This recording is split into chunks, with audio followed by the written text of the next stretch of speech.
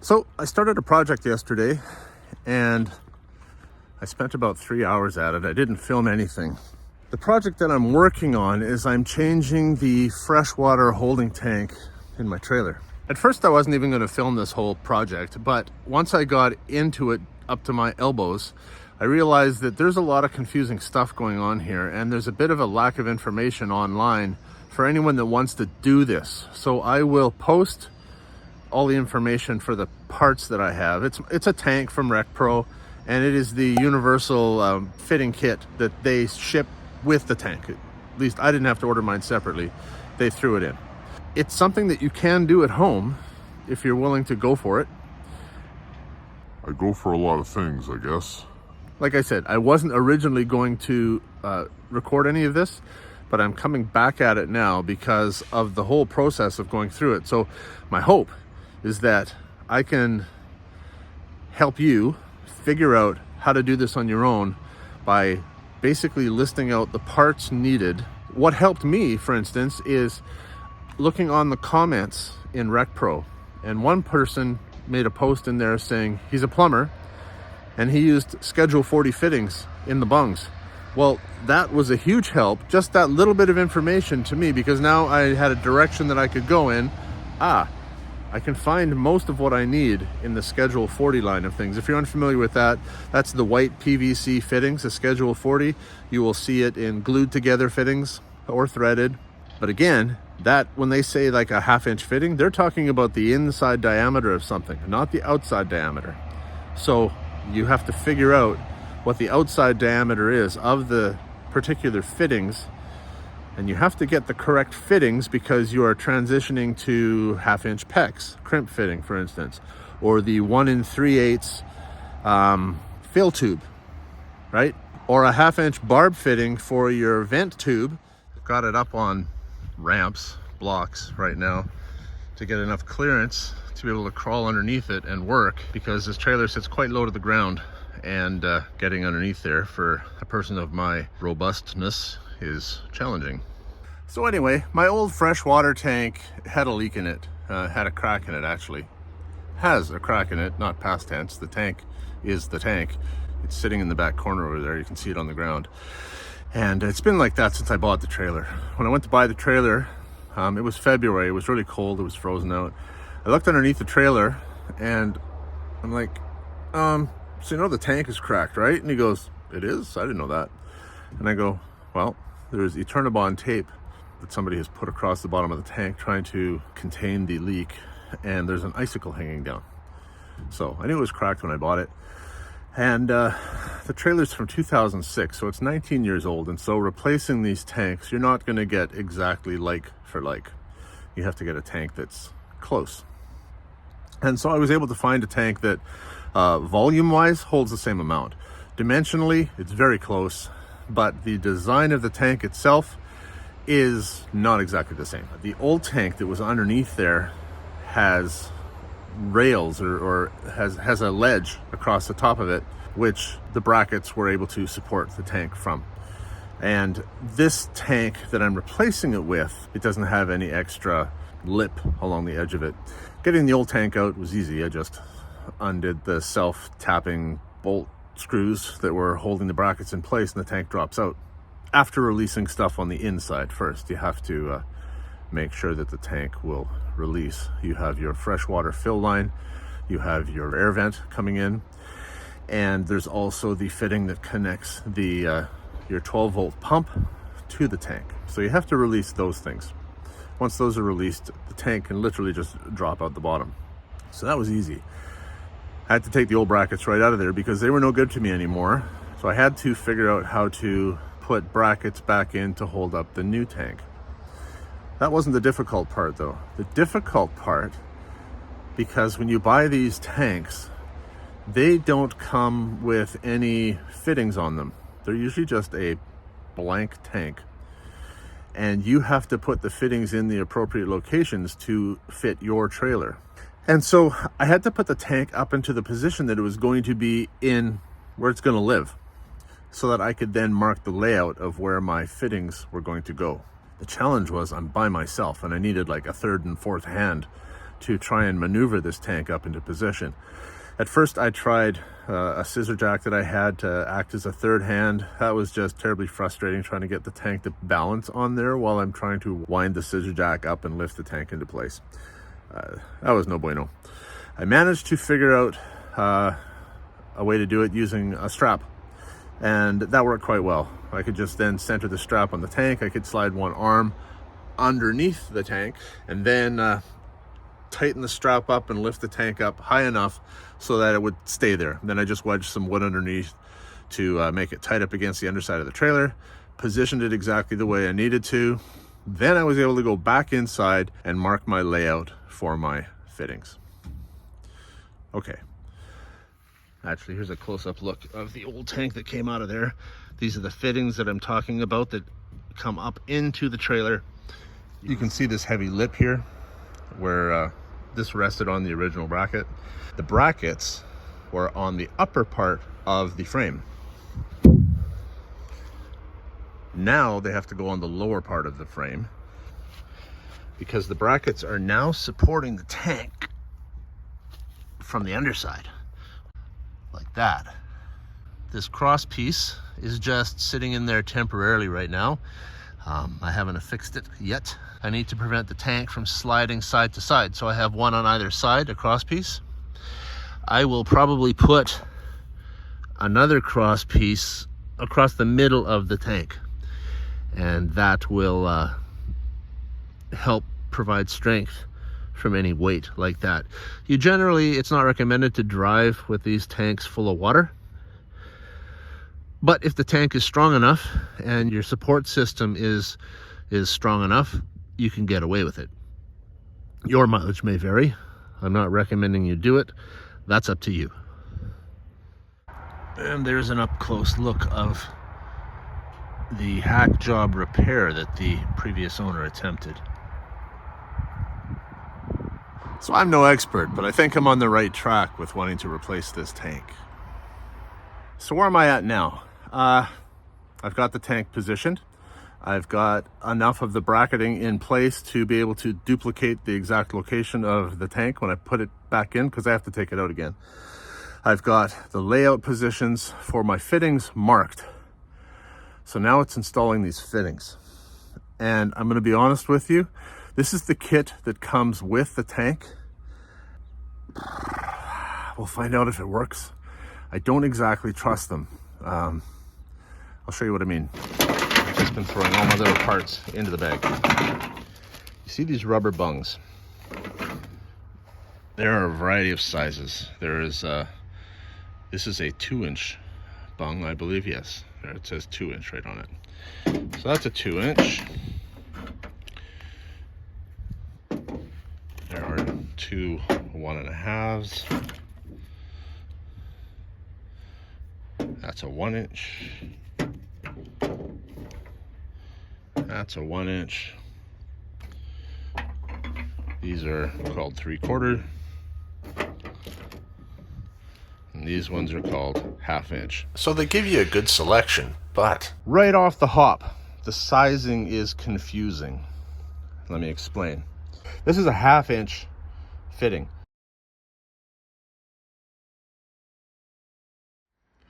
Okay, so for instance, here's a Schedule 40 1/2-inch coupler. It's called 1/2-inch because of the business going on the inside, this threaded portion. I can thread a PEX crimp fitting into the end of here and then crimp to it. I can thread a barbed fitting and then use a hose clamp and a piece of 1/2-inch tubing. Whatever. What's more important in this application though is the outside diameter, but you wouldn't know the outside diameter at all of this unless you measured it, because the field that this is used in, they don't care about the outside diameter. They need to know what the inside diameter is. But for this to fit into one of those bungs that is going into my tank, I need to know the outside diameter. So this will work with the 1-inch bung. The actual outside diameter of this is 1 1/8 inch, so it's slightly large. I can make this work. If it's too small, it's no good, but it's being slightly too large, I'll be able to make this work. This is just an example of trying to figure out what works with these bungs and find what you need. For a 1-inch bung, this 1/2-inch Schedule 40 fitting will work. For other sizes of bungs, I have to find different sizes of fittings, and that's where I had to go to Amazon. Anyway, that's just an example. I'd much prefer like a rain barrel type style fitting where you drill your hole, you drill your hole to fit this threaded size in. This slides in the hole, and on the back side you got a big rubber washer and a nut that goes on the back side of that, and then that compresses against the wall of the tank itself. It squeezes that way. That's a better system, I think. It makes more sense to me. I would trust that. I don't necessarily trust this, but this is what RecPro is, the company that I bought the tank from. They're reputable. They sell thousands of these things a year. They sell thousands of these kits a year with these tanks. So if they didn't work, they'd have a crap rating. They don't. They seem to be okay. So we'll find out. Yeah, I'm gonna sort all this stuff out, and when I do, I'll be back, and then I'll bring you guys back. Hey, welcome back. So today, if all goes well, we might have a functioning water tank. So what that means is today I've got a little bit of fabrication, I've got a little bit of plumbing, and that should get us into the home stretch and done. Well, what you see here are the bungs that are going to be installed in the tank. This is a 1-inch, this is a 1-inch, and this is a 1.5-inch. This one here, this 1-inch, will be in the top of the tank, and my breather hose will attach to it. So that is how the tank will equalize pressure, because air can pass in and out of this. This one is going to be for my fill port. Now, if you look at these two fittings here, believe it or not, they're the same size.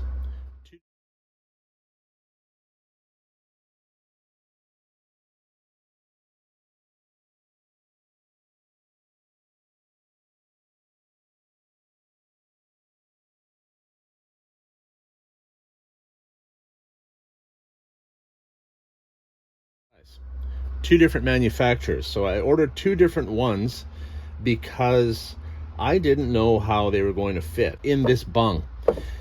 It's a 1.5-inch bung, and so according to the instructions, I needed a 1.5-inch fitting to go through here. So it's the outside diameter that I was really looking at here. Now this is 1.75, so this is 1 3/4 inches on the outside. So it's technically supposed to be too large for this. And this one is 1.476. So this is actually very close to 1.5 inches. However, if I fit it in here, like do a physical test, that's rattling around in there. That doesn't seem like it'll work at all. There's a little bit of compression that happens here when I stick that in the hole, but this can't rattle around loose in there. So I don't know how they can size this as a 1.5 inch when it's a 1 3/4 inch fitting that fits tight in here. So I think I'm going to end up using this 1 3/4 inch fitting. I'll know better once I install the bung. Okay, let's get this tape out of here. You can see where I've got my markings for my breather tube, my vent, and my fill tube. So those are marked. And on the bottom of the tank here, I've got my mark for where my fitting is going to go that will feed my 12-volt supply. With everything now marked, I can take this tank back out and start installing my fittings. And in order to do that, I'm going to have to take out either this or this bracket and just move the tank off to one side and drop it. As I said before, these are temporary.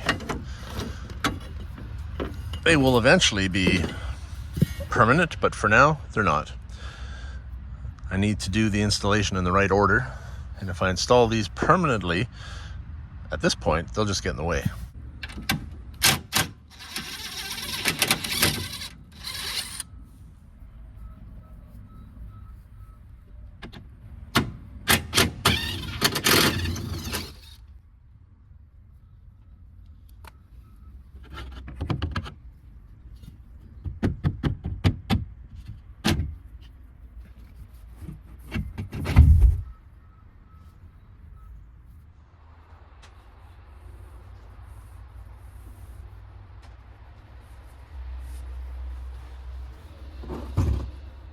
This point of no return hole drilling business is where it gets a little bit scary.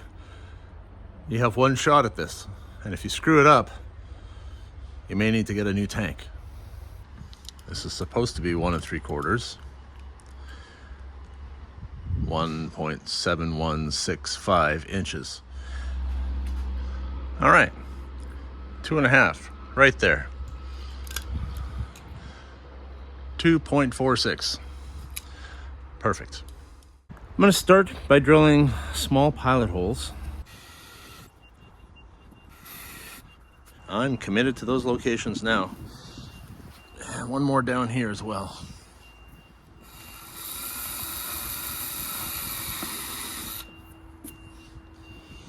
Okay, time to go to the hole saw.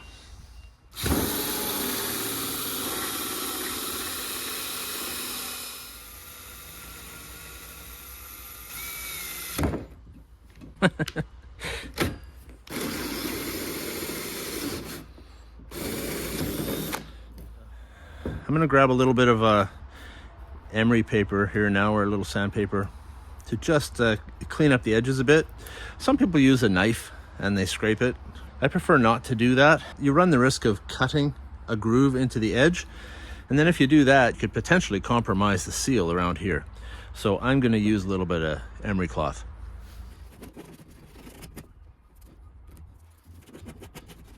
I don't think there's any magic grit. This one just happens to be 220, so it's fairly fine.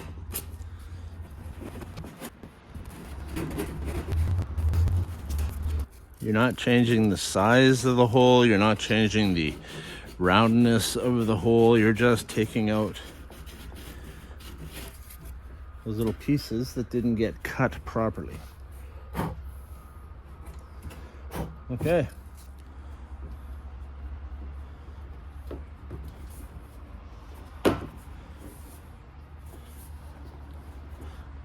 So that is how that fits.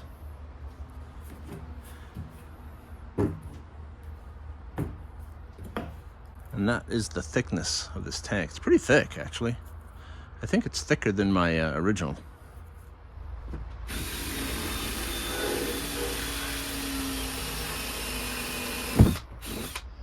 I've got my 1 3/8 tubing here, and I was able to soak this in bleach and get it clean on the inside, so it's sterile. I'm not going to replace this one.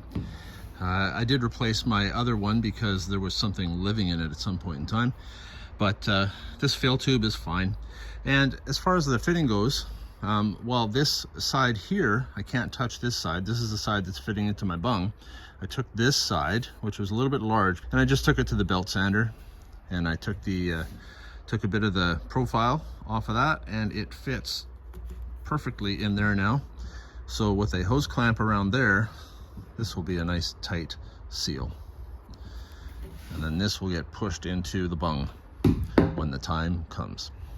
In the meantime, I'm going to switch gears here. I need to modify my brackets a little bit, and so I'm going to do that now. I also need to run to the store and get one more part. There's always one more piece, right? So I'm going to modify the brackets now. I can paint those up, and then while they're drying, I can run to the store. Then I'm not waiting for them to dry. So let's switch to the brackets. Essentially, I want to accomplish two things. One, this is a bit of a sharp edge along here, and the tank rests right on these flat surfaces here. So I want to bevel this edge on both sides so that there's no chance that they will cut into the bottom of that tank right there. The other thing I want to do is I'm going to take some of that leftover scrap steel, and I am going to reinforce these brackets with little additional steel. In that way, I don't have to worry about it sagging. I'm going to weld that along the length like this, so I'm more than doubling the strength of it from this kind of movement, but it also, because the tank sits on the inside here, it also gives me a surface for my cross bracing that I can bolt my cross bracing through. Savvy. And safety second, always make sure you have your proper PPE. In my case, I have my steel-toed slides on. And as I've said before, this is not a how-to channel, it's just what I did. I don't recommend it. So first things first, I need to harvest the metal I'm going to use from this scrap.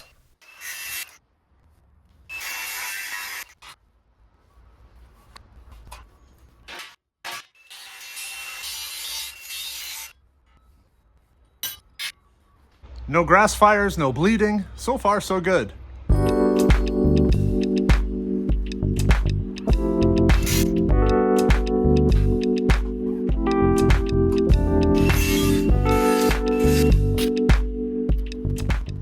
With my pieces now cut to length, I changed to a grinding wheel, and I'm cleaning them up.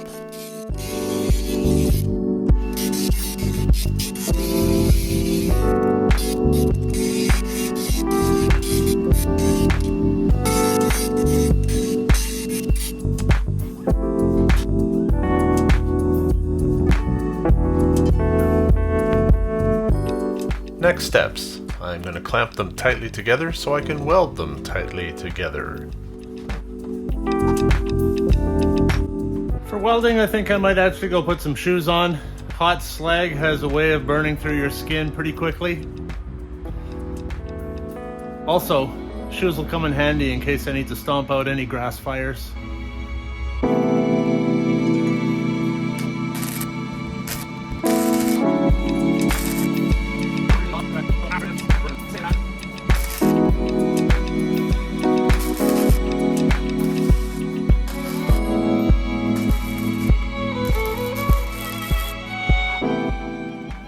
And at this point, I'm thinking that pants would have probably been a better idea than shorts, because that would have prevented slag from going down the top of my boot.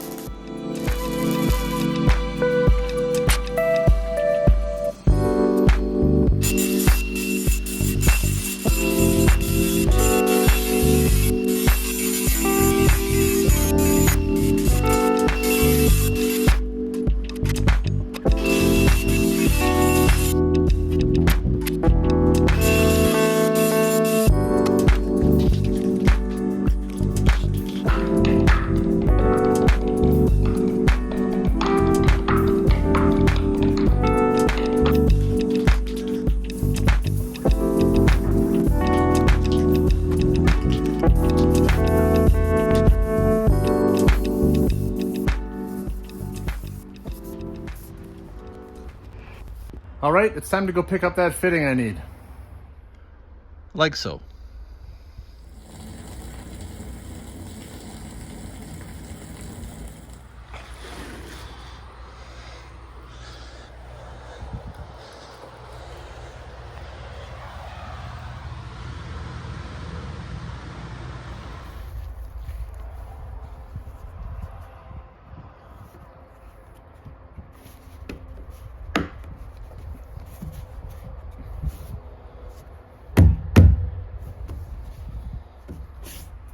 Now, I've seen some recommend that you use a little bit of soap on here. Definitely went in easy enough without any slippery assistance. Not necessary. In fact, this is why I'm saying I don't necessarily trust this. The outside diameter of my PVC fitting is the size recommended for this 1-inch bung. It's a 1-inch outside diameter fitting. So it should work. I'm going to fit the other ones once I put the tank back in the trailer.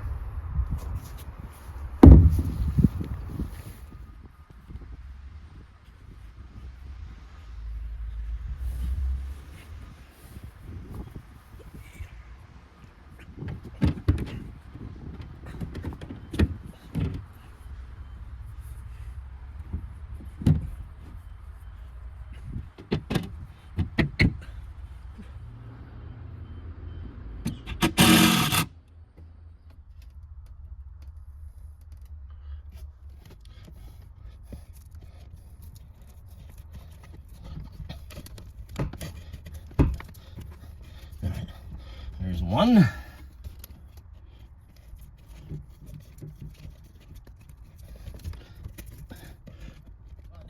they're in. There you go.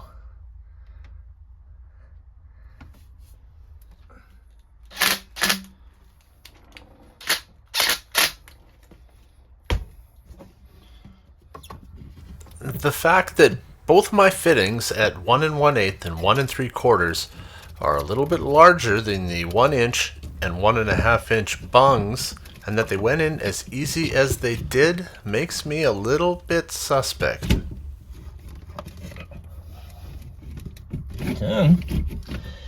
Do I trust it? I guess I'll find out after my first fill, eh?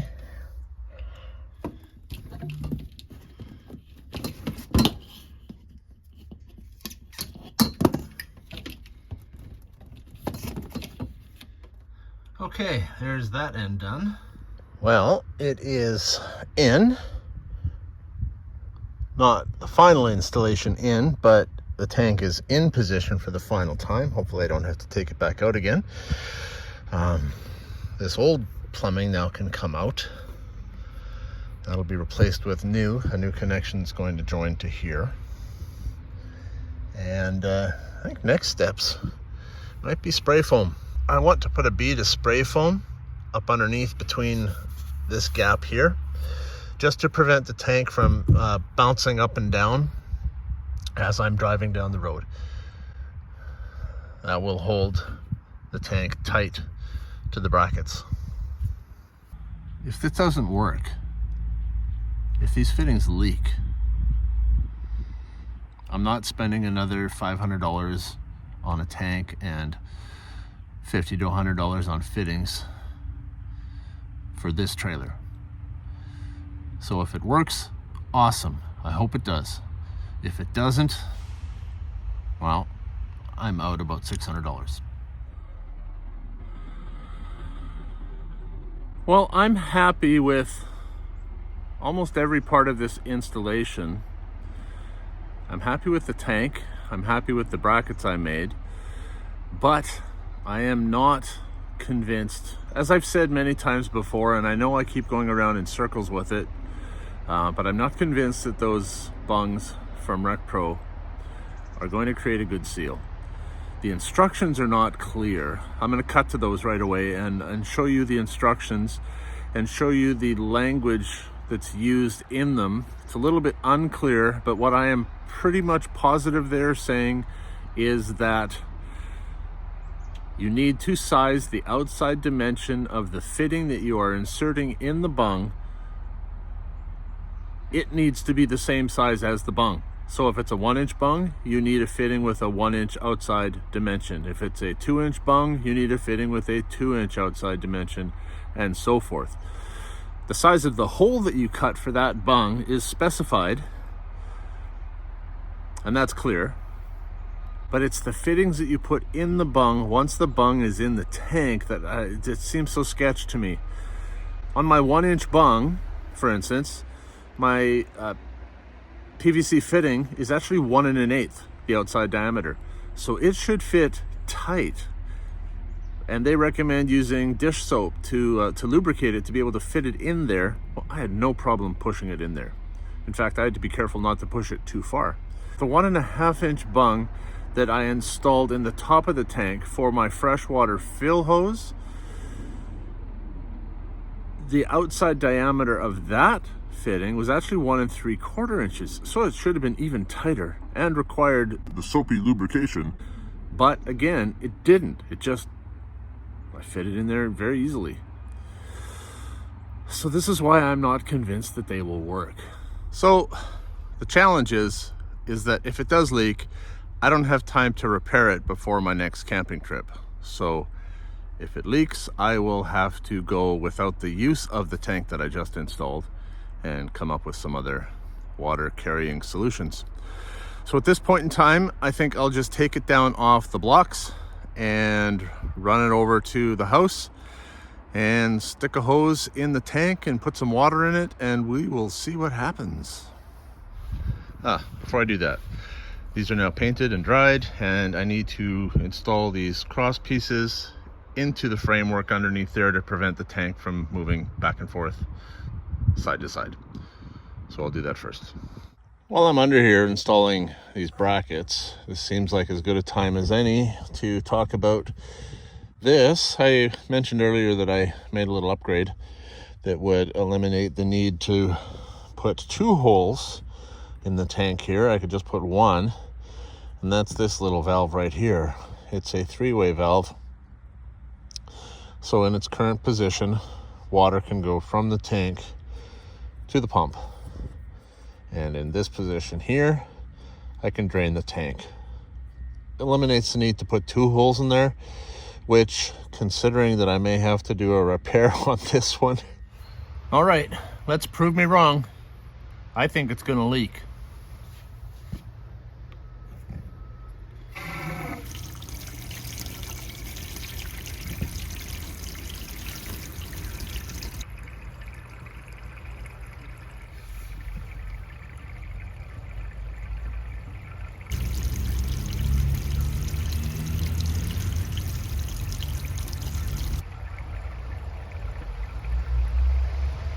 I'm shocked.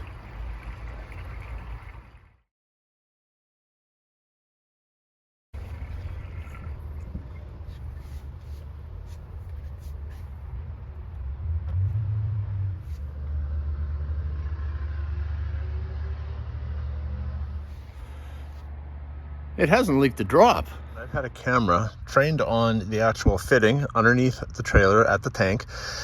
It's been recording now for over 22 minutes. It's dry as can be at that fitting. I'm shocked that that fitting hasn't leaked. I have to acknowledge the fact that it's actually working, even though I didn't think it would. I will say though, that looking at my tank, I'm certainly not going to travel with water in it. At least not until I've added at least 3 cross braces underneath there, because you can see the weight of the water, how the tank is bulging down here a bit. And yeah, water's heavy. But as for this fitting,